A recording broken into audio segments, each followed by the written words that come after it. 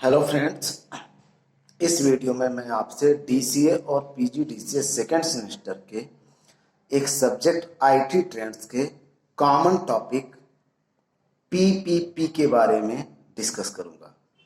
PPP का पूरा नाम है पब्लिक प्राइवेट पार्टनरशिप। यहाँ पे तीन शब्द हैं।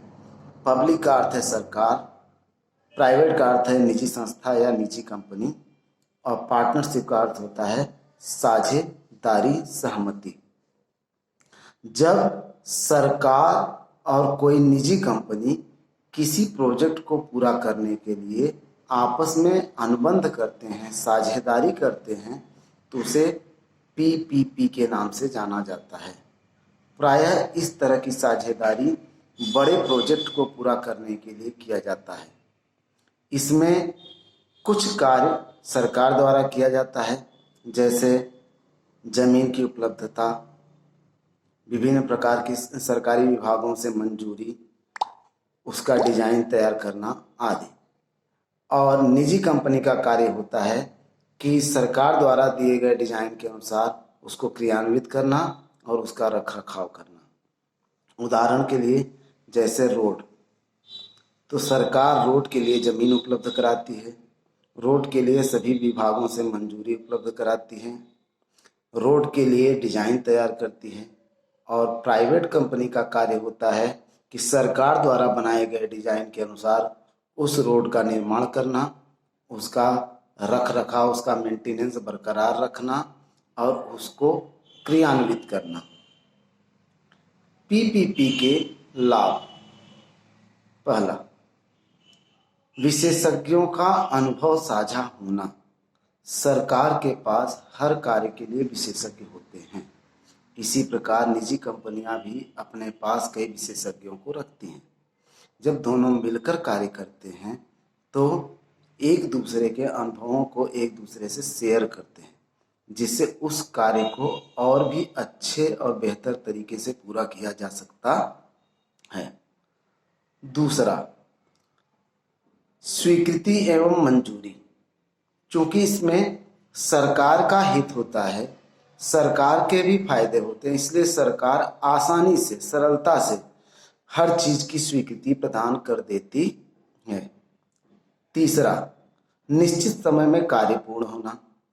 चूंकि निजी कंपनियों को इसमें अपना लाभ दिखाई देता है, तो वह इस कार्य को पूर्ण करने में उतने ही समय का उपयोग करते हैं जितना उसके लिए आवश्यक है। चौथी चीज, मैन पावर की समस्या का निदान। चूंकि सरकार इसमें निजी कंपनी को शामिल करती है, तो मैन पावर की व्यवस्था करने का कार्य निजी कंपनी का होता है, जिससे सरकार का बहुत कुछ पैसा बच जाता है। जो कर्मचारियों को बहुत सी सुविधाएं देनी होती है, वह पैसा उसका बच जाता है, जिससे वह अन्य कार्यों में लगा सकता है। Long time period.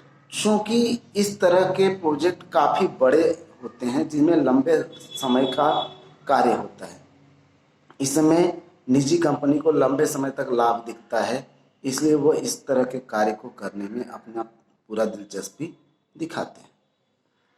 इसी तरीके से पीपीपी के कुछ हानियां भी हैं, जैसे रिस्क फैक्टर बढ़ने से कई बार कास्ट बढ़ जाती है।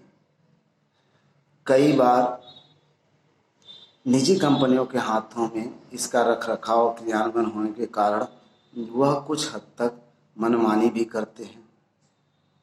तीसरा, कई बार सरकार और निजी कंपनियों के बीच तालमेल का अभाव होने की वजह से कई बार प्रोजेक्ट अधूरे रह जाते हैं। लेकिन कुल मिलाकर वर्तमान में दुनिया के कई देशों में, जिसमें भारत भी शामिल है, इस तरह की तकनीक का इस्तेमाल किया जा रहा है। इसको पीपीपी मॉडल कहा जाता है।